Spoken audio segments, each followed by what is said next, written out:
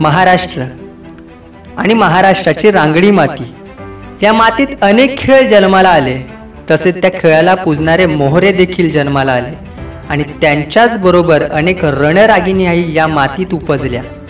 त्याच रणरागिण्यांपैकी एक अभिलाषा म्हात्रे। जन्म रायगडच्या पेणमध्ये 28 नोव्हेंबर 1987। अभिलाषा राहायला नवी मुंबईत असली तरी फक्त कबड्डी खेळायला ती चेंबूरच्या स्वामी मुक्तानंद विद्यालयात जायची। तिथूनच खरं तर तिच्या कबड्डीची सुरुवात झाली। त्यामुळे तिला कधी कधी रात्री घरी यायला उशीर व्हायचा, तेव्हा काहीही लागले तर ती भावाला बोलून घ्यायची। 9वी ते 12वी पर्यंत सलग 4 वर्ष तिने राष्ट्रीय पातळीवर सुवर्ण पदक पटकावले। महाराष्ट्राच्या कबड्डी संघाने राष्ट्रीय स्पर्धांमध्ये विजेतेपद मिळवणे ही एक सर्वात मोठी कामगिरी असल्याचे अभिलाषाला तिच्या सरांनी सांगितले। त्यामुळे ती जेव्हापासून कबड्डी खेळू लागली तेव्हापासून महाराष्ट्राच्या कबड्डी संघात आपली निवड व्हायला हवी आणि निवड झाल्यानंतर महाराष्ट्राला विजेतेपद मिळवून द्यावे हेच तिचे एक स्वप्न होते। 2006 मध्ये पहिल्यांदा कोलंबो येथे झालेल्या आंतरराष्ट्रीय स्पर्धेत सहभागी होत अभिलाषाने सुवर्ण पदकावर आपले नाव कोरले। जेव्हा अभिलाषाने खुल्या स्पर्धेत कबड्डी खेळायला सुरुवात केली तेव्हा ती अतिरिक्त खेळाडू म्हणून खेळायची। मोक्याच्या क्षणी संघाला गरज असताना मैदानात उतरून गुण मिळवून द्यायची। मात्र नंतर जेव्हा ती संघातील मुख्य चढाईपटू बनली तेव्हा संघाची सर्व भिस्त तिच्यावर आली। प्रतिस्पर्धी संघही तिला लक्ष करू लागले। प्रतिस्पर्धी संघ तिच्या विरुद्ध रणनीती आखू लागले, परंतु अभिलाषाने आपल्या डावपेचात बदल करत प्रतिस्पर्धी संघाला वेळोवेळी धूळ चारली। प्रत्येक चढायांमध्ये आणि एकूणच खेळामध्ये विविधता आणली। कोणताही खेळ म्हटले की दुखापती ह्या आल्याच, त्यामुळे अभिलाषालाही काही काळ खेळापासून लांब राहावे लागले। त्याचबरोबर आर्थिक अडचणीही आल्या। जेव्हा तिला पहिल्यांदा दुखापत झाली तेव्हा शस्त्रक्रिया करण्यासाठी पुरेसे पैसे तिच्या कुटुंबियांकडे नव्हते। तिच्या वडिलांनी मोठ्या मेहनतीने त्यावेळी ते जमा केले।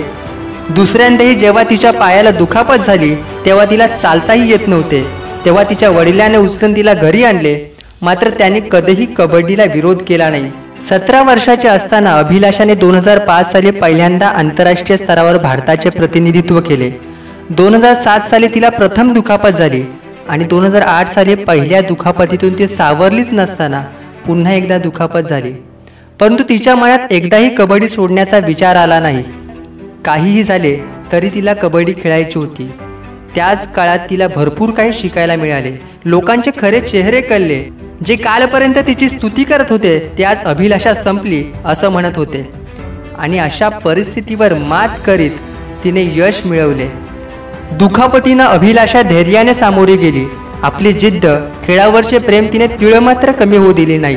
2010 साली नव्या दमाने अभिलाषा मैदानात उतरली। तिने जोरदार पुनरागमन केले। 29 ऑगस्ट 2015 रोजी नवी दिल्लीत क्रीडा दिनाचे औचित्य साधून तत्कालीन राष्ट्रपती प्रणव मुखर्जी यांच्या हस्ते तिला अर्जुन पुरस्कार प्रदान करण्यात आला। अभिलाषा म्हात्रेने 2012च्या महिला विश्वचषक स्पर्धेत तसेच 2014च्या आशियाई स्पर्धेत सुवर्ण पदक विजेत्या भारतीय महिला कबड्डी संघात उत्तम खेळ करीत देशाचे प्रतिनिधित्व केले।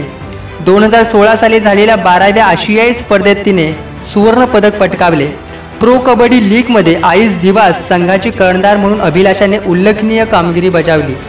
कबड्डी सारख्या क्षेत्रात महिलांनी पुढे येणे आवश्यक असून येत्या काळात कबड्डीपटूंना स्वतःची ओळख निर्माण करण्यासाठी आणखी चांगली संधी या माध्यमातून मिळणार आहे अशी प्रतिक्रिया व्यक्त करताना खेळातही चांगले करिअर करता येते असा मोलाचा सल्ला तरुणींना देत आहे।